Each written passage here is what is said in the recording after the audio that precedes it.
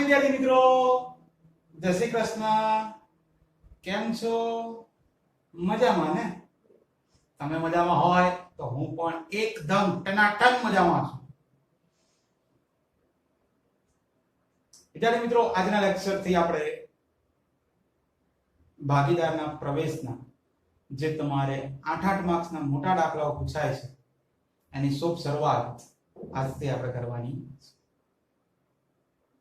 Last લેક્ચરમાં જે આપણે ફોર્મેટ યાદ રખાવ્યું હતું ને, મૂડી ખાતાનું અને રોકડ ખાતા, આ બંને ફોર્મેટ તમારે લખી દેવાના. જેમ કે મેં અહીંયા લખી દીધા છે. 4 ખાતા બનાવવાના હોય: પુનઃમૂલ્યાંકન ખાતું, મૂડી ખાતું, રોકડ બેંક ખાતું અને પાકું સર્વે. એમાં મૂડી અને રોકડનું ફોર્મેટ બેઠે બેઠું લખી દેવાનું, જેમ કે મેં અહીંયા લખી દીધું છે. જુઓ, અને યાદ રાખ્યું તો આપણે સિમ્પલ ઉધાર બાજુ 3, જમા બાજુ 3 એવું મૂડી ખાતામાં એ જ રોકડ ખાતામાં ઉધાર બાજુ 3 અને જમા બાજુ 3. જુઓ, મૂડી ખાતાની જમા બાજુ બાકી આગળ લાવ્યા, પછી રોકડ નવો ભાગીદાર મૂડી લાવે એની, પછી આ પાઘડીનો પ્રીમિયમ નવા ભાગીદારની પાઘડી. એ જ રીતે ઉધાર બાજુ આ અહીંયા આગળ નવા ભાગીદારની પાઘડી, આ જૂના ભાગીદારની પાઘડી. પછી આ રોકડ નવો ભાગીદાર મૂડી લાવે એના, અને અહીંયા આગળ પાઘડી રોકડ જ પણ પાઘડી ઉપાડી જાય. આ બાજુ બાકી આગળ લાવ્યા, આ બાજુ બાકી આગળ લઈ ગયા. આ ફોર્મેટ બેઠે બેઠું થઈ દીધું આપણે. એ જ રીતે રોકડ બેંકનું ફોર્મેટ બાકી આગળ લાવ્યા, બાકી આગળ લઈ ગયા. અહીંયા આગળ ખાલી જગ્યાના મૂડી ખાતે આ કયું આવ્યું તો કે જો અહીંયા આગળ જમા છે તો એ ત્યાં આગળ શું થશે? ઉધાર. પછી પાઘડીનું પ્રીમિયમ. અને એ જ વસ્તુ જમા બાજુ અહીંયા આગળ નવા ભાગીદારનું નામ આવશે, અહીંયા આગળ બંને જૂના ભાગીદાર, અહીંયા આગળ બાકી આગળ. આ ફોર્મેટ બેઠે બેઠું મેં ઉતારી દીધું. બરાબર? તમારે પણ આ જ રીતે 4 ખાતા બનાવી દો કોઈ પણ દાખલો પ્રવેશનો, અને એની અંદર આ ફોર્મેટ ઉતારી દેવાનું. ચલો, તો હવે આપણે દાખલો આજે ગણવાનો છે. પેજ નંબર 208 ઉપર 8 નંબરનો દાખલો છે, જેમાં આભા અને બી ના 2:1 ના પ્રમાણમાં નફો નુકસાન વહેંચતા ભાગીદારો છે, અને 31/3 ના રોજનું પાકું સ્વરૂપ તમને આપેલું છે. પાકા સ્વરૂપની નીચે એવું લખેલું છે કે તેઓએ 1/4/17 ના રોજ થી રુસિલને નવા ભાગીદાર તરીકે પેઢીમાં નીચેની શરતે દાખલ કર્યો છે. તો તમને 3 ભાગીદારો ટોટલ આપેલા છે, એમાં 2 જૂના છે અને 1 ભાગીદાર નવો છે. ચલો, તો ભાગીદારના નામ લખી દઈએ. વિદ્યાર્થી મિત્રો, ભાગીદારના નામ લખો ત્યારે યાદ રાખવાનું, હંમેશા પહેલા 2 ખાનાની અંદર જૂના ભાગીદારોના નામ લખવા. જેમ કે અહીંયા જૂના ભાગીદારો આપેલા છે આભા અને બીના. એક આ આભા અને બીના, અને જે નવો ભાગીદાર આવે છે એનું ખાનું છેલ્લું રુશિલ. ચલો, એ જ રીતે જમા બાજુ આભા, બીના અને છેલ્લાની અંદર નવો ભાગીદાર બોલે તો રુશિલ. તો આવી રીતે તમારે ભાગીદારના નામ લખી દેવાના.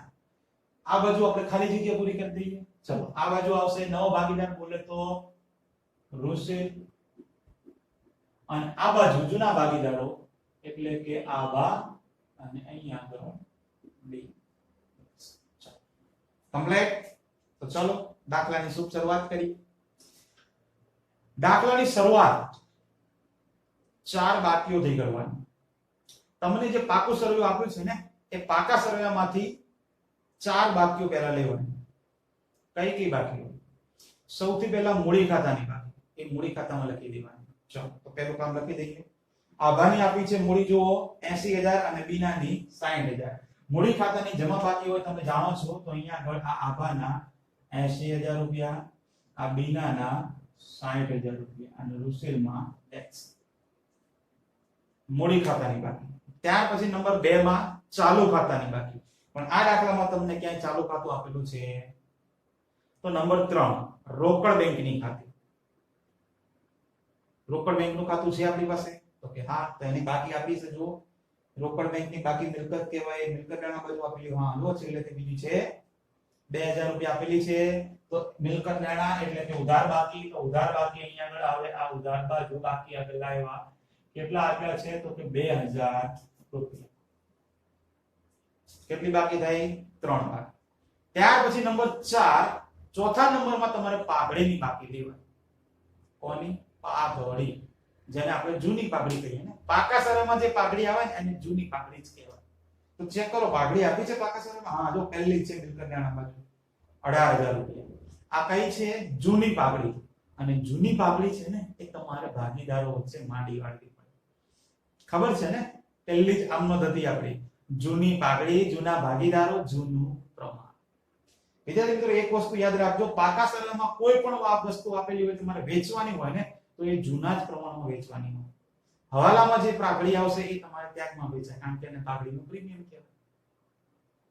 અહીંયા આગળ પાઘડી છે 18,000 રૂપિયા. તો આ 18,000 રૂપિયાને તમારે જૂના ભાગીદારો વચ્ચે વેચવાના છે. અને ક્યાં આગળ વેચવાના એ તો ખબર જ છે, અહીંયા લખેલું છે પાઘડી જૂની. તો ચલો 18,000 રૂપિયા તમને જે આપ્યા છે તો એ 18,000 એને ગુણ્યા 2/2/1 છે ને, 2/3 એટલે કે 12,000 રૂપિયા આવ્યા. આ બાના કેટલા આવ્યા? 12,000. તો બીના કેટલા હોય? 6,000 જ હોય ને. 12 ને 6 18 થઈ ગયા. નવા ભાગીદારમાં તો બે વેચવાનું આવે.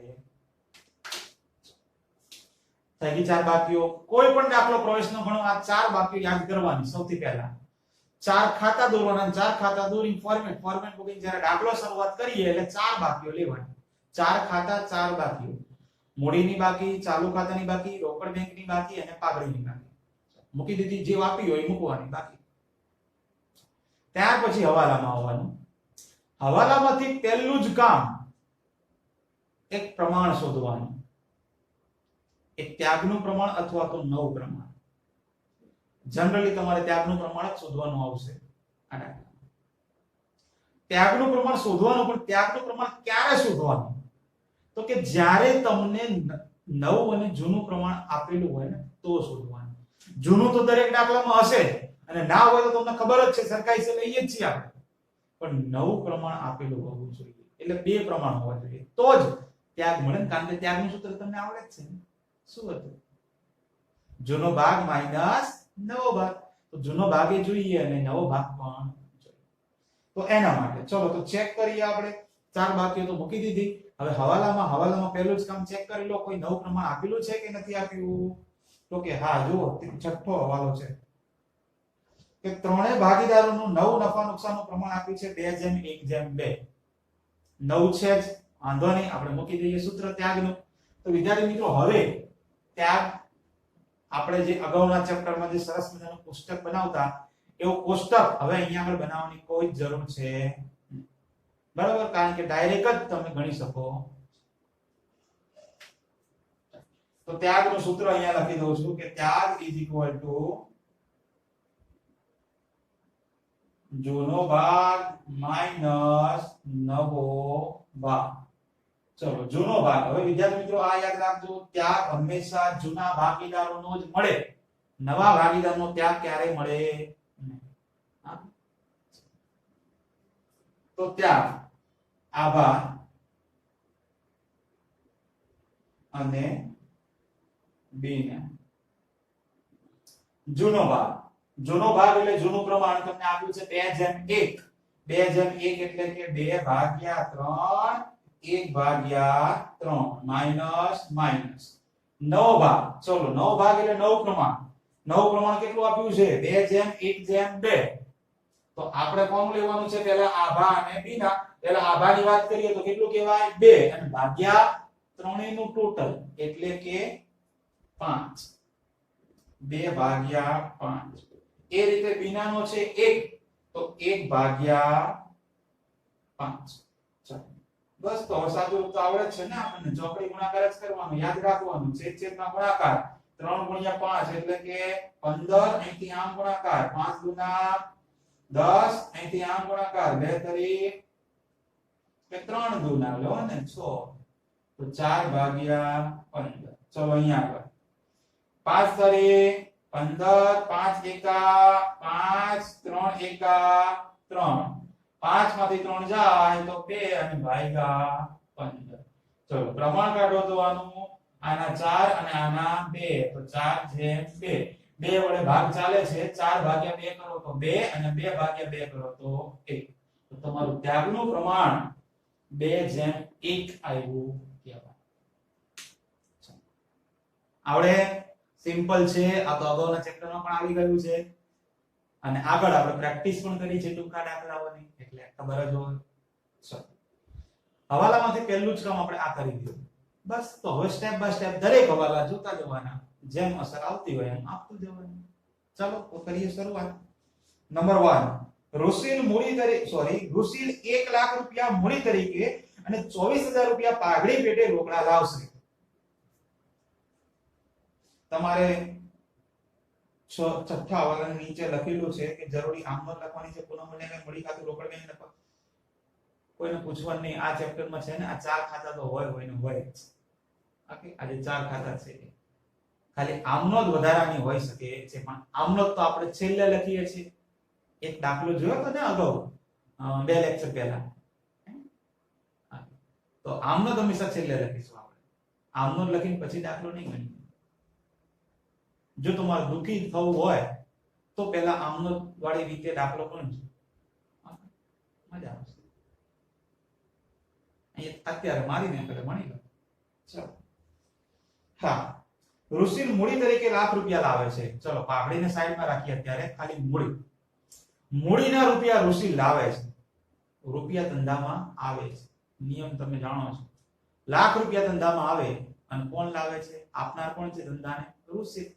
ચલો, રૂપિયા આવે તો રોકડ ખાતે ઉધાર, અને કોણ આપે છે? તો કે રુશિલ. તો એ રુશિલના મૂડી ખાતે જમા. સમ કરી દઈએ ખતમ. રોકડ ખાતે ઉધાર. રોકડ ખાતાની ઉધાર બાજુ આપણે નામ લખેલું જ હોય. નવા ભાગીદારનું રુશિલના મૂડી ખાતે. તો અહીંયા આગળ ખાલી લાખ રૂપિયા મૂકી દેવાના. અને બીજી એન્ટ્રી અહીંયા જમા, અહીંયા ઉધાર છે તો ક્રોસ એન્ટ્રી જમા બાજુ અહીંયા રોકડ લખેલું જ હોય. તો પહેલા બે માં ડેશ કરી અહીંયા આગળ મૂકી દેવાના લાખ રૂપિયા. કોઈને પૂછવાનું નહીં. ફોર્મેટ એટલે લખાયેલું છે. જેવી નવા ભાગીદારની મૂડી આવે પહેલી ત્યાં મૂકી દો, બીજી અહીંયા મૂકી દો. છે ને રોકડ મૂડી. આ નવા ભાગીદારની મૂડી છે. આગળ વધીએ. એ જ હવાલામાં આગળ અને 24000 રૂપિયા પાઘડી પેટે રોકડા લાવશે. રોકડા લાવે છે. રોકડા લાવે એટલે ખબર છે પાઘડીનું પ્રીમિયમ રોકડમાં આવે એટલે બે આમનોંધ થાય. પહેલી આમનોંધ રોકડ ખાતે ઉધાર તે પાઘડીના પ્રીમિયમ ખાતે જમા. કેટલા રૂપિયા લાવે છે? 24000. તો રોકડ ખાતાની ઉધાર બાજુ લખેલું છે પાઘડીના પ્રીમિયમ ખાતે. તો અહીંયા આગળ ખાલી મૂકી દેવાના 24000 રૂપિયા. અને બીજી આમનોંધ તરત જ પાઘડીનું પ્રીમિયમ ભાગીદારો વચ્ચે વેચીએ. બોલે તો પાઘડીના પ્રીમિયમ ખાતે ઉધાર તે જૂના ભાગીદારોના મૂડી ખાતે જમા. મૂડી ખાતે જમા. તો મૂડી ખાતે જમા બાજુ પણ લખેલું છે પાઘડીનું પ્રીમિયમ. ખાલી તમારે જૂના ભાગીદારો વચ્ચે વેચવાનું છે. અને આ હવાલામાં જે તમને પાઘડી આપેલી હોય એ નવા ભાગીદારની પાઘડી હોય એ પાઘડીનું પ્રીમિયમ કહેવાય. અને એ એક જ એવી વસ્તુ છે જે તમારે ખાલી ત્યાગના પ્રમાણમાં વેચવાની થશે. બાકી કોઈ પણ વસ્તુ વેચવી હોય તો જૂના જ પ્રમાણનો ઉપયોગ કરવાનો.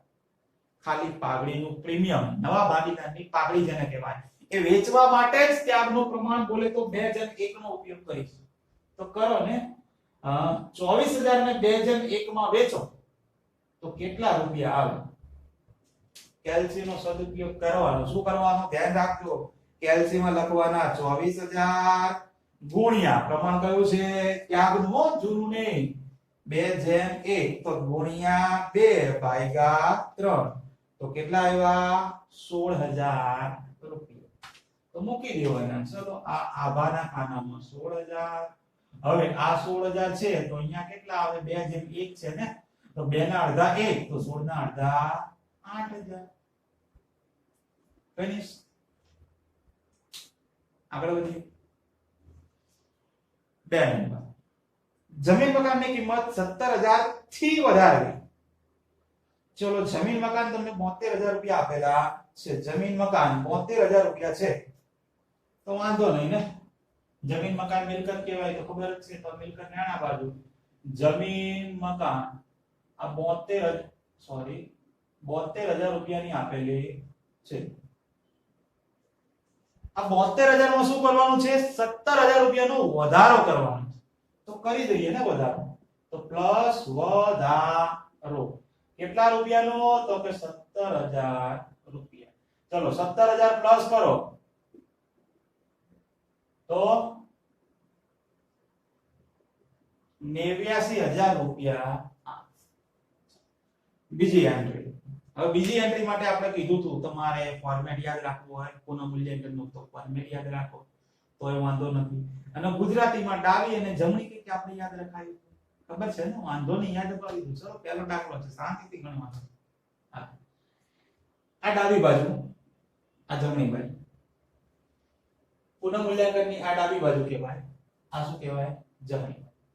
યાદ શું રાખવાનું હતું? જે પ્લસ થાય એ સેમ સાઈડ આવે, ડાબી તો ડાબી, જમણી તો જમણી. જો ડાબી બાજુ અહીંયા આગળ પ્લસ કર્યું હોય આપણે કોઈ વસ્તુ, તો અહીંયા આગળ ડાબી બાજુ જ આવે. તમે જો જમણી બાજુ કોઈ વસ્તુ પ્લસ કરો તો એ અહીંયા આગળ જમણી બાજુ જ આવે. જેમ કે અહીંયા આગળ જમીન મકાનમાં પ્લસ કર્યું વધારો, તો એ જમીન મકાન અહીંયા જ લખવાનું.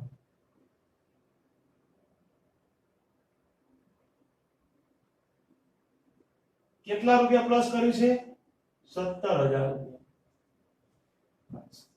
અત્યારે આટલું યાદ રાખો, પ્લસ વાળું, પછી માઈનસ વાળું આવે ત્યારે જોઈએ. ખાલી ડાબી બાજુ પ્લસ તો ડાબી બાજુ જ, જમણી બાજુ પ્લસ તો જમણી બાજુ જ. પ્લસ માં જે બાજુ હોય એ જ બાજુ નોંધ કરી. ચાલો આગળ વધીએ. 3 નંબર. યંત્રોની કિંમત 32,000 સુધી ઘટાડવાની છે. ચલો યંત્રોની કિંમત તમને આપેલી છે 40,000 રૂપિયા. તો પહેલા આપણે જૂની કિંમત જે આપી છે લખીએ તો કે આ યંત્રો કેટલા આપેલા છે? તો કે 40,000 રૂપિયા. હવે આ યંત્રોની અંદર એની કિંમત ઘટાડવાની તો તમને કીધું જ છે, પણ કેટલી ઘટાડવાની છે? તમારે 1 રૂપિયો ઘટાડો, 2 રૂપિયા ઘટાડો, ઘટાડતા છે કેટલા રૂપિયા લાવવાના છે? યંત્રોની કિંમત 32,000 સુધી ઘટાડવાની છે. તો આ 40,000 માંથી 500 ઘટાડો, 1000 ઘટાડો, 2000 ઘટાડો, 3000 ઘટાડો, જેટલા ઘટાડો એટલા ઘટાડો, પણ તમારી કિંમત કેટલી થવી જોઈએ? 32,000 રૂપિયા થવી જોઈએ. આટલા સુધી જ ઘટાડવાની છે. 32,000 આવી જાય પછી ઘટાડવાની નથી. તો 40 માંથી કેટલા ઘટાડો? તો 32,000 આવે. સિમ્પલ છે, બધાને આવડે. માઈનસ ઘટાડો કેટલા રૂપિયાનો કરો? 8,000 રૂપિયા હું માઈનસ કરું 40 માંથી, તો જ એની કિંમત જે છે એ 32,000 રૂપિયા. ચલો બીજી એન્ટ્રી. શું યાદ રાખ્યું તું પહેલા આપણે? જો પ્લસ હોય તો ડાબી બાજુ પ્લસ તો ડાબી બાજુ જ આવે, જમણી બાજુ પ્લસ તો જમણી બાજુ જ આવે. પણ હવે માઈનસ વાળું, માઈનસ માં શું યાદ રાખવાનું? ખાલી ક્રોસ. ડાબી બાજુ માઈનસ થાય તો એ અહીંયા આગળ જમણી બાજુ આવે, અને આ જમણી બાજુ માઈનસ થાય તો એ અહીંયા આગળ ડાબી બાજુ આવે. તો આ માઈનસ થયું છે, યંત્રોમાં ઘટાડો, મિલકતમાં ઘટાડો થયો છે 8,000 રૂપિયાનો. તો એ તમારે અહીંયા આગળ લખવાનું કે આ યંત્રો. બોલ કેટલા આપેલા છે? યંત્રોનો ઘટાડો કેટલો છે? 8,000. બે એન્ટ્રી થાય હવાલાની, તો જાણો છો એમાં કઈ કહેવાનું હોય નહીં. 4 નંબર. દેવાદારો પર 10% એટલે કે ગાલખાત અનામત રાખવી. વાંધો નહીં, રાખી દઈએ. ચલો જૂની કેટલી આપી છે દેવાદારો? જૂના આપેલા છે 24,000 રૂપિયા. તો લખી દઈએ ને પહેલા, દેવાદારો મિલકત છે તમારી. તો આ દેવાદારો 24,000 રૂપિયાના આપેલા છે, અને એમાંથી તમારે ગાલખાત અનામત, જેને આ ચેપ્ટરમાં આપણે નવી કહીએ છીએ, એ માઈનસ કરવાની છે. શું કીધું છે હવાલામાં? કેટલી રાખવાની છે દેવાદારો પર? 10% લેકે રાખવાની છે ગાલખાત અનામત. 10%. 10,000 ના 10% એટલે 1 મિનિટ કટ કરો તો કેટલા આવશે? 2400 રૂપિયા આવે. અને 24,000 માંથી તમે 2400 રૂપિયાને માઈનસ કરો તો 21,600 રૂપિયા આવે. ડન. બીજી એન્ટ્રી. બીજી એન્ટ્રી પણ જાણો છો, આ જમણી બાજુ. પણ જમણી બાજુ શું થયું? માઈનસ. માઈનસ થાય એટલે આવે ઉદાહરણ ડાબી બાજુ. આ ગાલખાત અનામતમાં શું યાદ રાખ્યું તું આપણે? ખબર છે ને, નવી માઈનસ જૂની. તો ચેક કરો, નવી તો આપેલી છે 2400 રૂપિયા, જૂની કેટલી આપી છે? દેવાદારોમાંથી માઈનસ છે, જુઓ 2,000 રૂપિયા. તો આવડે ને? ઓકે. ચલો અહીંયા બ્રેકેટમાં લખી દઉં. નવી કેટલી? 2400 રૂપિયા. જૂની કેટલી? 2,000. તો નવી માઈનસ જૂની તો કેટલા વધશે? 400 રૂપિયાનો તફાવત આવે.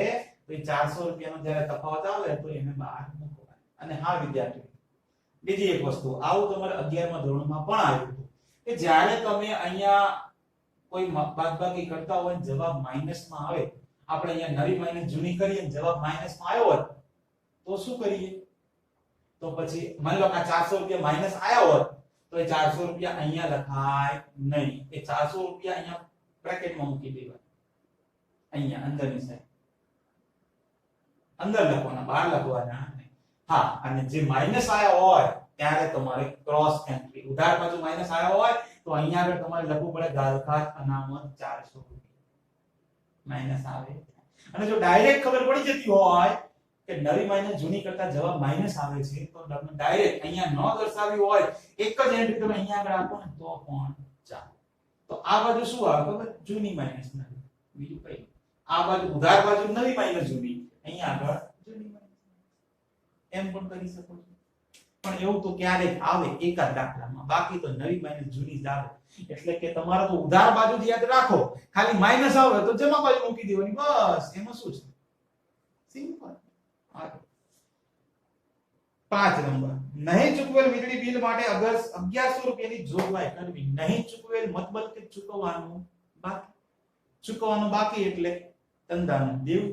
દેવું બોલે તો મૂડી દેવા, તો લખી દેવાનું ને ચૂકવવા બાકી વીજળી બિલ. કેટલું ચૂકવવાનું બાકી કીધું છે? 1100 રૂપિયા. વિદ્યાર્થી મિત્રો, એ તો તમને આપણે ઊંધો સી બનાવતા આવડે જ છે. આપણે ચૂકવવા બાકી, અગાઉથી ચૂકવેલ, મળવા બાકી, અગાઉથી મળે. એ જે કહાની થાય એ જ વસ્તુ અહીંયા આપણે આ ડાબી બાજુ જો આ પ્લસ જ કહેવાય કે માઈનસ ના કરી કહેવાય. આ માઈનસ રકમ છે એ પ્લસ જ છે ને. ડાબી બાજુ પ્લસ હોય તો ક્યાં આવે? ડાબી બાજુ જ આવવાનું છે ને. ચૂકવવા બાકી વીજળી બિલ. કેટલા રૂપિયાનું ચૂકવવાનું બાકી છે? 1100 રૂપિયા. બે એન્ટ્રી ભૂલવાની નહીં. 6 નંબરમાં તમને પ્રમાણ આપ્યું છે, એ પ્રમાણ આપણે ઉપયોગ કરી લીધું, ત્યારનું પ્રમાણ શોધ્યું ને. હા, ફરી એક વખત યાદ કરી લઈએ કે કઈ રીતે આપણે દાખલાની આખી પ્રોસેસ કરી.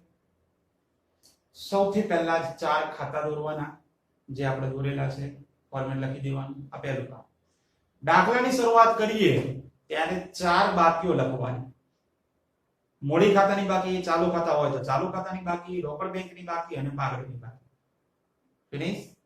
પછી હવાલામાં આવવાનું. હવાલામાંથી પહેલું જ કામ ત્યાગનું પ્રમાણ શોધી દેવાનું. પણ શોધવાનું ક્યારે? 9 જૂનું ભેગું થાય તો, બાકી નહીં. બાકી તો તમારું જે જૂનું છે એ જ ત્યાગનું પ્રમાણ. ત્યાગનું પ્રમાણ શોધી જાય પછી સ્ટેપ બાય સ્ટેપ બધા હવાલાની અસર આપતું જવાનું. જે આપણે અત્યારે અહીંયા આગળ પૂરી કરી. હવે શું કરવાનું? તો હવે આવી જાવ પાકા સર્વે.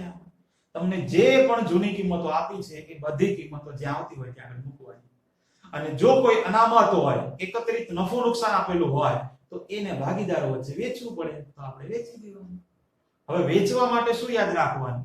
તો મિલકત લેણા બાજુ હોય તો એ ઉધાર હોય બધી વસ્તુ, તો ઉધાર હોય તો ઉધાર જ વેચવાની, અને જમા હોય તો જમા જ વેચવાની. એટલે કે મૂડી દેવા બાજુ હોય એકત્રિત નફો નુકસાન તો જમા બાકી કહેવાય, તો જમા બાજુ જ વેચાય. ઓકે, તો આવે એટલે જોઈએ આપણે. ચલો, તો આવી જાઓ મિલકત લેણા બાજુ. પહેલા તો કોઈ મિલકત કે લેણું બાકી હોય તો એ પાકા સર્વેમાં આવે તો એમને મૂકી દેવાનું. જેમ કે પાઘડી આવી ગઈ, જમીન મકાન આવી ગઈ, યંત્રો આવી ગયા, સ્ટોક બાકી છે જુઓ 36000 રૂપિયા. તો સ્ટોક ક્યાં આવ્યો નથી, તો સ્ટોક મિલકત કહેવાય, બરોબર? તો એ મિલકત હોય તો મિલકત બાજુ લેણા બાજુ મૂકી જ દેવાની, તો કોઈ નહીં પૂછવાનું. સ્ટોક કેટલા રૂપિયા? 36000. આ રીતે સ્ટોક આવી ગયો. પછી દેવાદારો આવી ગયા, કારખાના બધા આવી ગયું. રોકાણો 8000 રૂપિયા. રોકાણો પણ ધંધાની મિલકત જ કહેવાય. તો આ રોકાણ કેટલા? 8000. આગળ વધો. રોકડ બેંક ખાતામાં લખી નાખ્યા છે. હા, જો આવ્યો એકત્રિત નફો નુકસાન. જાહેરાત ઝુંબેશ ખર્ચ, એકત્રિત નુકસાન તમારું નહીં મળી વાળી જેને કહીએ આવે 6000 રૂપિયા. તો 2 થી 3 એવા શબ્દ આવશે. જાહેરાત ઝુંબેશ ખર્ચ તો આપેલું છે, જનરલી આ જ રિપીટ થતું હોય છે. ક્યારેક નફા નુકસાન ખાતું આવતું હોય છે. બીજું ડિટેલમાં આવે ત્યારે જોઈશું. અત્યારે તો બે યાદ રાખો, ક્યારેક નફા નુકસાન ખાતું આપ્યું હોય અથવા તો જાહેરાત ઝુંબેશ ખર્ચ અથવા તો કોઈ જગ્યાએ બંને પણ આપેલા હોય તો એને ભાગીદારો વચ્ચે વેચવા પડે.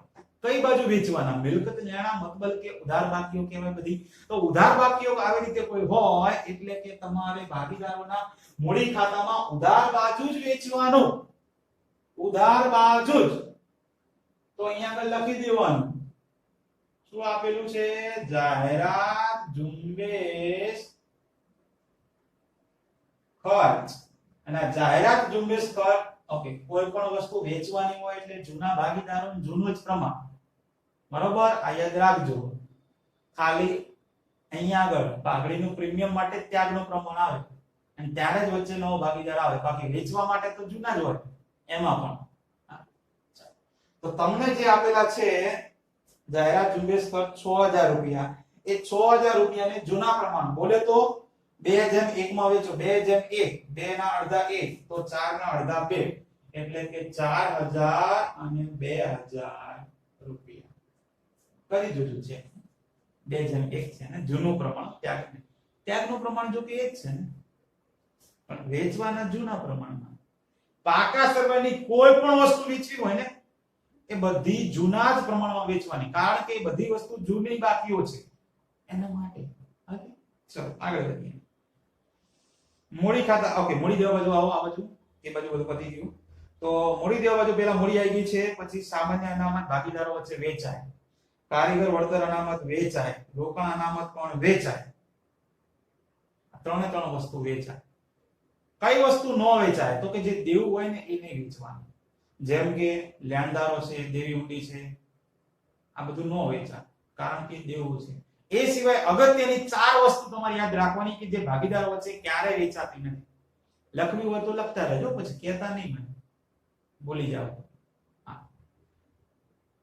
4 વસ્તુ કઈ ગઈ? કારીગર નફા ભાગ ભંડોળ, કામદાર બચત ખાતા, પ્રોવિડન્ટ ફંડ. આ ત્રણે ત્રણ વસ્તુ છે ને એ દેવું છે. કારીગર નફા ભાગ ભંડોળ, કામદાર બચત ખાતા, પ્રોવિડન્ટ ફંડ, આ ત્રણે ત્રણ ભાગીદારી પેઢીનું દેવું છે, માટે વેચાય નહીં.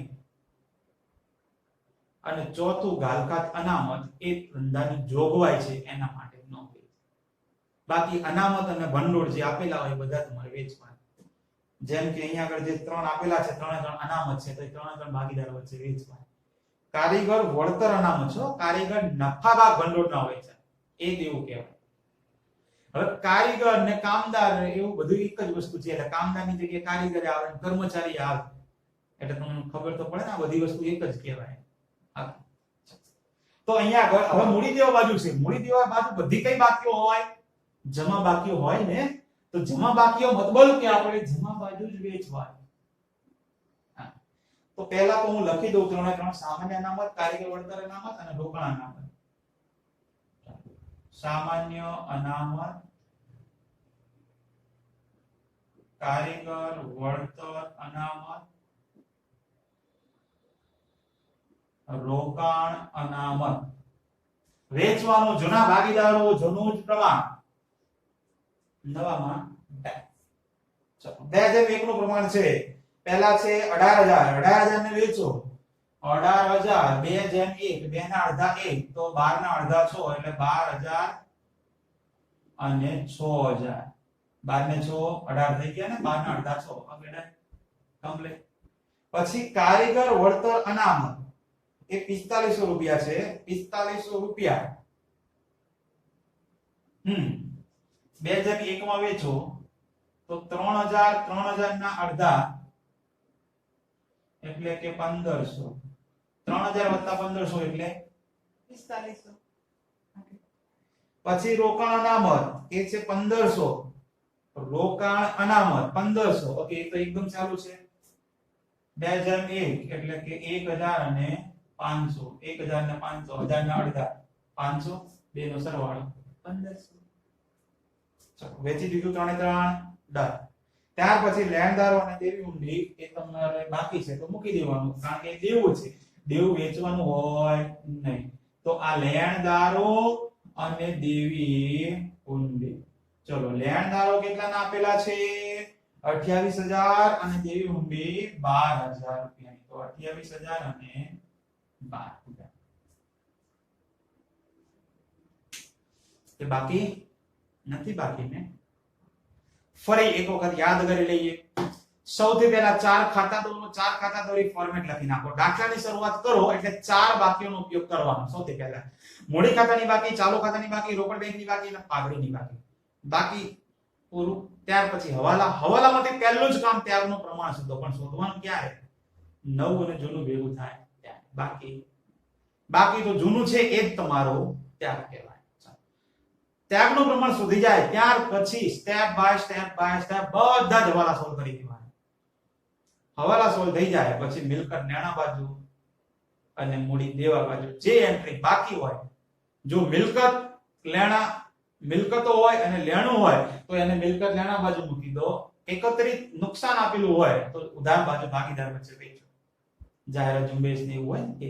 મૂડી દેવા બાજુ જે દેવું હોય એ બધું એમને મૂકી દેવાનું. મૂડી દેવા દેવું એટલે લેણદારો છે, દેવી ઊંડી છે, આગળ વાત કરીએ એમ પ્રોવિડન્ટ ફંડ છે, કામદાર નફાવક ભંડોળ છે કે કારીગર નફાવક ભંડોળ, કામદાર બચત ખાતા, તો એ બધી વસ્તુ એમને મૂકી દેવાની. અને અનામત અને ભંડોળ હોય એ સિવાયના એ બધા તમારે ભાગીદારો વચ્ચે વેચવાના. જેમ કે આપણે અહીંયા પેલા વેચીએ. આટલું કામ પૂરું એટલે દાખલો 90% તો પતી જ કરવાનો. ટોટલ કરવાનું રહે ને. તો ટોટલ માટે રેડી? તો ટોટલ કરવાની જરૂર કઈ છે નહીં, કારણ કે આ તો જોઈને જ ખબર પડે છે. આ 17,000 રૂપિયા આવે. એ ટોટલ વધારે છે તો અહીંયા પણ આ 17,000 રૂપિયા. ચલો 17,000 રૂપિયામાંથી 8 રૂપિયા નહીં પણ 8,000 માઈનસ કરો. ત્યાર પછી 400 રૂપિયા માઈનસ કરો અને 1100, તો 7,500 રૂપિયા આવે છે. તમારે આવે છે ને? ચેક કરતા રહેજો. આને પુનઃમૂલ્યાંકન ખાતાનો નફો કહેવાય. વિદ્યાર્થી મિત્રો, ઉધાર બાજુ હંમેશા નફો જ આવે. વેપાર હોય તો કાચો નફો, નફા નુકસાન હોય તો ચોખ્ખો નફો, ફાળવણી હોય તો વહેંચણી પાત્ર નફો. અને પુનઃમૂલ્યાંકન હોય તો એને પુનઃમૂલ્યાંકન ખાતાનો નફો કહેવાય. વેચવાનું કયા પ્રમાણમાં? તો કે જૂના ભાગીદારો, જૂનું પ્રમાણ આભા અને બીના. ચલો 7500 ગુણ્યા 2 ભાગ્યા 3, 2:1 નું પ્રમાણ છે જૂનું. તો 5,000 અને 5,000 ના અડધા એટલે કે 2500. સરવાળો કરો 7,500 થઈ જ જાય અને થવા જ જોઈએ. અહીંયા ઉધાર છે તો ક્રોસ એન્ટ્રી જમા. આ પુનઃમૂલ્યાંકન ખાતાનો નફો. આભાના રૂપિયા 5,000 અને બીનાના રૂપિયા 2500. અહીંયા આગળ ડેશ. ચાલો પુનઃમૂલ્યાંકન ખાતું ફિનિશ. નંબર 2 મૂડી ખાતું. વિદ્યાર્થી મિત્રો, મૂડી ખાતાની અંદર સૌથી પહેલા નવા ભાગીદારનું ખાતું બંધ કરવાનું. તો થોડું સરળતા રહેશે. નવો ભાગીદાર છે રુસેલ. પાછળથી જ બંધ કરતો આવવાનું. રુસેલ, તો રુસેલ નો આ 1 લાખ રૂપિયા, કારણ કે એ જ ટોટલ વધારે છે. આપણે તો કશું છે જ નહીં. આ જ્યાં નથી આવ્યું ત્યાં આગળ કરી દેવાનું ડેશ. તો અહીંયા આગળ પણ આ 1 લાખ રૂપિયા, 1 લાખ રૂપિયા પણ બાકી પણ કેટલી આવશે? 1 લાખ જ આવશે ને, કારણ કે કશું છે તો નહીં, માઈનસ કર્યું. ચાલો ત્યાર પછી બીના. તો બીના નું ટોટલ આ 60,000 વત્તા 8,000 વત્તા 6,000 વત્તા 1,500 વત્તા 500 અને વત્તા 2500. તો 78,000 અને 500. કારણ કે આ બાજુ તો ઓછું છે. 78,000 અને 500. આ 78,500 માંથી 6 અને 2 8,000 રૂપિયા માઈનસ કરો તો 70,500 રૂપિયા નો તફાવત આવે. નહીં બાકી આવે, તફાવત ન કહેવાય, બાકી કહેવાય. ચલો આ બાજુ 80,000 વત્તા 16,000 વત્તા 12,000 વત્તા 3,000 વત્તા 1,000 અને વત્તા 5,000. 1,17,000. 1,17,000 અને 1,17,000 માંથી 12 ને 4 16,000 રૂપિયા માઈનસ કરો તો 101,000 1,01,000 એમ આવે. 101,000. ચાલો મૂડી ખાતું બંધ થઈ ગયું એટલે મૂડી ખાતાની જે બાકી આવી એ મૂડી દેવા મૂકી દેવાની. આ મૂડી નામ લખી દેવાના આભા, બીના અને ઋષિ. વિદ્યાર્થી મિત્રો આ નવી પેઢીનું પાકું સ્વરૂપ કહેવાય પ્રવેશ બાદનું. એના માટે ત્રણે ત્રણ ભાગીદારના નામ લખવા પડે. 101,000, 70,500, 1,00,000 રૂપિયા. ઓકે સરવાળો કરીએ. 1,01,000 વત્તા 70,500 વત્તા 1,00,000 2,71,500 2,71,500. ત્યાર પછી વત્તા 28,000 વત્તા 12,000 વત્તા 1,100 3,12,600. ઓકે હવે આ બાજુનું ટોટલ કરો એ પેલા ઉપરનું ખાતું હજુ બાકી છે ને તો એ પૂરું કરવાનું. ચાલો તો 1,24,000 2,000 એટલે કે 1,26,000 1,26,000. બાકી પણ કેટલી 1,26,000. અહીંયા કશું નથી આવ્યું તો ડેશ. અને આ જે બાકી આવે ને એ સેમ ટુ સેમ એ જ બાજુ નીચે ઉતારી દેવાનું. રોકડ ઓબ્લિક બેંક કેટલી આવી 1,26,000 અને એ બાજુનું ટોટલ પણ કરી દેવાનું. 89,000 32,000 21,600 36,000 8,000 અને 1,26,000 3,12,600. તો આવવાના તો એટલા જ હતા પણ ચેક તો કરવું પડે ને. હા ચેક કરી જ લેવાનું. જો કોઈ ડાઉટ હોય તો પછી ક્લિયર થઈ જાય તો જવાબ નો આવતો હોય. તો આવી રીતે વિદ્યાર્થી મિત્રો તમારે દાખલો ગણવાનો રહેશે. આટલો તમે દાખલો ગણો વ્યવસ્થિત રીતે તો 8 માંથી 8 માર્ક્સ પૂરેપૂરા મળી જાય. 8 માંથી 8 મળી જ જાય. પણ આ દાખલામાં એક્સ્ટ્રા તમને જરૂરી બધી જ આમનોંધ લખવાની કીધી છે. જો કીધું છે જરૂરી આમનોંધ લખી પુનઃમૂલ્યાંકન ખાતું બધા ખાતા તૈયાર કરવાના છે. જરૂરી આમનોંધ લખી. પણ મેં પહેલા પણ કહ્યું હતું અને હજી પણ એક વખત કહી દઉં કે જો તમારે દુખી ના થવું હોય ને દુખી ના થવું હોય તો આ જ મેથડે દાખલો ગણો. એ આમનોંધ વાળી મેથડે દાખલો ન ગણો. દુખી થવું હોય પછી તમારી ઈચ્છા.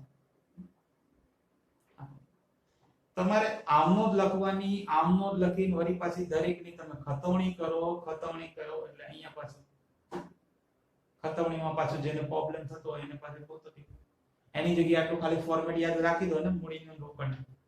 ખબર પડે હું શું કહેવા માંગુ છું? આમનોંધ તો તમે પછી લખી શકો. લાસ્ટ લેક્ચરમાં આપણે શીખવાડી હતી. લાસ્ટ બે લેક્ચર પહેલા શીખવાડી હતી ને. વાંધો નહીં ભૂલી ગયા તો ફરીથી યાદ કરાવી દઈએ. એમાં ક્યાં આપણે પૈસા દેવાના. પુનઃમૂલ્યાંકન ખાતાની દરેક એન્ટ્રીની આમનોંધ લખવાની.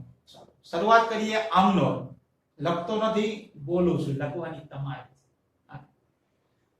પુનઃમૂલ્યાંકન ખાતાની ઉધાર બાજુ બધી એન્ટ્રી છે. અહીંયા આગળ પુનઃમૂલ્યાંકન ખાતું શું છે? ઉધાર.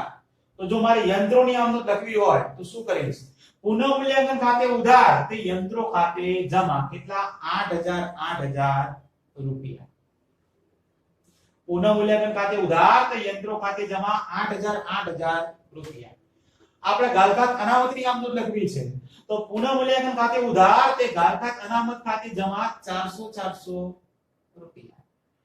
ચૂકવવાના બાકી વીજળી બિલની આમનોંધ લખવી છે તો પુનઃમૂલ્યાંકન ખાતે ઉધાર તે ચૂકવવાના બાકી વીજળી બિલ ખાતે જમા 1,100 રૂપિયા. વિદ્યાર્થી મિત્રો આ નફો કે નુકસાન હોય એની આમનોંધ હંમેશા છેલ્લી લખવાની. છેલ્લી બધી આમનોંધ લખી દો ને ત્યારે સૌથી છેલ્લી આમનોંધ નફા કે નુકસાન લખવાની. પણ અત્યારે હું ખાલી બોલી જાઉં છું બરાબર. અહીંયા આગળ જે વ્યક્તિ ખાતા છે એના નામ લખવાના બરાબર. ચલો તો પુનઃમૂલ્યાંકન ખાતે ઉધાર કેટલા આવશે? 7,500 રૂપિયા. તે આભાના મૂડી ખાતે જમા 5,000 અને તે બીનાના મૂડી ખાતે જમા 2,500 રૂપિયા. આમનોંધ રેડી. સિમ્પલ. ચાલો આ ઉધાર બાજુ લખી એ રીતે જમા બાજુ તો એક જ છે. હવે જમીન મકાન અહીંયા આગળ છે પણ પુનઃ મૂલ્યાંકન ખાતાની કઈ બાજુ છે? જમા બાજુ છે. મતલબ કે ખાતું શું થશે? જમા. તો અહીંયા આગળ જે એન્ટ્રી આવે એ બધી શું થાય? ઉધાર. એટલે કે જમીન મકાન ખાતે ઉધાર 17000 તે પુનઃ મૂલ્યાંકન ખાતે જમા 17000. જો 7 કેટલી આમનો થઈ ગઈ? 4 5 આમનો તો થઈ ગઈ મને માર્ક્સ. હવે બીજી બધી આ મૂડી ખાતામાંથી આમનો લખવાની. મૂડી ખાતામાંથી તમને મૂડી અને પાઘડીની આમનો તો આપણે પહેલા જ શીખી ગયા. ખબર છે ને? મૂડી અને પાઘડીની આમનો પહેલા જ 3 આમનોની વાત થઈ ગઈ. પહેલા જવાલામાંથી 3 આમનો આપણે કીધી હતી. યાદ છે ને? વાંધો નહીં, યાદ અપાવી દઉં. તમને આમનો જ લખો છો ને? પહેલા હવાલામાં જુઓ મૂડીના લાખ રૂપિયા લાવે છે તો એની આમનો લખી હતી આપણે. જો અહીંયા આગળ શું લખ્યું હતું? મૂડી માટે રોકડ ખાતે ઉધાર. ઓકે, તમે આના ઉપરથી બનાવી હોય ને તો એના પરથી નહીં બનાવી શકો છો, વાંધો નહીં. ચલો, પણ એ 3 આમનો પહેલા લખી દેવાની અથવા તો સાથે રાખવાની આન્સર કહેવાનો મતલબ. પણ જરૂરી આમનો કીધી હોય તો જ લખવાની છે ને આપણે, ન કે તો ક્યાં આમનો લખવાની છે. તો એક કામ કરો ને, આપણે બધી આમનો ચલો એ 3 આમનો લઈ કઈ હતી? રોકડા મૂડી ન લાવે તો રોકડ ખાતે ઉધાર તે રૂસેલના મૂડી ખાતે જમા 1 લાખ રૂપિયા. ત્યાર પછી પાઘડીનો પ્રીમિયમ રોકડમાં લાવે તો જો 24000 રૂપિયા પહેલા જવાલામાં છે તો પાઘડીનો પ્રીમિયમ રોકડમાં લાવે એટલે 2 આમનો થાય. રોકડ ખાતે ઉધાર તે પાઘડીના પ્રીમિયમ ખાતે જમા 24000 રૂપિયા. પછી તરત જ પાઘડીનો પ્રીમિયમ ભાગીદારો વચ્ચે વેચવાનો. મતલબ કે પાઘડીના પ્રીમિયમ ખાતે ઉધાર તે જૂના ભાગીદારોના મૂડી ખાતે જમા. એટલે કે આભા અને બીનાના મૂડી ખાતે આ આમ 3 આમનો કે. હવે અહીંયા આગળ આ જે વસ્તુ છે એની આમનો સૌથી પહેલા તો આ જૂની પાઘડી માડી વાળી એની આમનો. વિદ્યાર્થી મિત્રો આ મૂડી ખાતામાં જમા બાજુ છે, બરાબર? તમને ખબર પડે જેમાં પુનઃ મૂલ્યાંકન ખાતામાં ઉધાર હતો તો પુનઃ મૂલ્યાંકન ખાતું ઉધાર કરી હતું. હવે અહીંયા આગળ મૂડી ખાતામાં ઉધાર છે તો જે ખાતામાં રૂપિયા હોય ને જે ભાગીદારના ખાતામાં એ ભાગીદારને ઉધાર કરવાના, કારણ કે ઉધાર બાજુ છે મૂડી ખાતામાં. જેમ કે આભા અને બેના ખાતામાં રૂપિયા છે તો એ બંને ઉધાર થશે અને અહીંયા આગળ જે એન્ટ્રી આવે એ બધી શું થાય? જમા થાય. એટલે કે આભાના મૂડી ખાતે ઉધાર 12000, બીનાના મૂડી ખાતે ઉધાર 6013. આ શું છે? પાઘડી ખાતે જમા. બેનો સરવાળો 18000 રૂપિયા. અહીંયા આગળ જે આવે એ શું થાય? જમા થાય. જે ખાતામાં હોય એ ખાતું ઉધાર. જેમ કે આપણે યંત્રોની આમનો શું કરી હતી? પુનઃ મૂલ્યાંકન ખાતે ઉધાર તે યંત્રો ખાતે જમા એવું કરી હતું ને? પણ અહીંયા આગળ 2 છે તો આપણે 2 સાથે લખવાનું. ચલો, રોકડ તો અહીં નથી આમનો. જાહેરાત ઝુંબેશ ખર્ચની આમનો સેમ ટુ સેમ. મૂડી ખાતાની ઉધાર બાજુ છે, 2 ખાતામાં રૂપિયા છે તો 2 ના ખાતા ઉધાર અને અહીંયા આગળ જે નામ આવ્યું એ ખાતે જમા. બોલે તો આભાના મૂડી ખાતે ઉધાર 4000, બીનાના મૂડી ખાતે ઉધાર 2000 તે જાહેરાત ઝુંબેશ ખર્ચ ખાતે જમા 6000 રૂપિયા. બેનો સરવાળો. બાકી આગળ લઈ ગયા, બાકી આગળ લાવ્યા કે લઈ ગયા એની તો આમનો કોઈ દિવસ થાય નહીં. આ મૂડી અને પાઘડીના પ્રીમિયમની આમનો તો આપણે કરી દીધી છે અને જો કરવી હોય અત્યારે તો સીધી અને સિમ્પલ વસ્તુ છે, તમે કરી શકો છો. કઈ રીતે? હવે જો આ મૂડી ખાતું જમા એટલે અહીંયા આગળ જે ભાગીદારના ખાતામાં રૂપિયા હશે એ બધા શું થાય? જમા થાય, કારણ કે મૂડી ખાતાની જમા છે. અને અહીંયા આગળ જે એન્ટ્રી આવી એ બધી શું થાય? ઉધાર થાય. જેમ કે આ રોકડ છે તો રોકડ ખાતે ઉધાર. કોના ખાતામાં રૂપિયા છે? રૂસેલના. તો તે રૂસેલના મૂડી ખાતે જમા. પણ એ આમનો આપણે પહેલા લખી દીધી. ઓકે, મૂડી અને પાઘડીની આ 2 આમનો પહેલા આપણે લખી દીધી છે. અત્યારે એટલે એને જવા દઈએ. ચલો, આની આમનો કરી દઈએ. સામાન્ય અનામતની આમનો શું થાય? આ બાજુ જે આવે એ બધું ઉધાર. સામાન્ય અનામત ખાતે ઉધાર કેટલા? તો કે 2 નો સરવાળો થઈ 12 ને 6 18 13. આભાના મૂડી ખાતે જમા 12000, બીનાના મૂડી ખાતે જમા 6000. કારીગર વળતર અનામતની આમનો. કારીગર વળતર અનામત ખાતે ઉધાર 4500 રૂપિયા. 2 નો સરવાળો થાય ને 13. આભાના મૂડી ખાતે જમા 3000 અને બીનાના મૂડી ખાતે જમા 1500 રૂપિયા. રોકાણ અનામતની આમનો અને છેલ્લી આમનો. રોકાણ અનામત ખાતે ઉધાર ટોટલ 1500 રૂપિયા તે આભાના મૂડી ખાતે જમા 1000, બીનાના મૂડી ખાતે જમા 500. અને પુનઃ નફાની આમનો તો આપણે લખી દીધી છે. હવે પણ લખવાની હું બોલ્યો તો ને, લખવાની તો આવી રીતે છેલ્લે જ.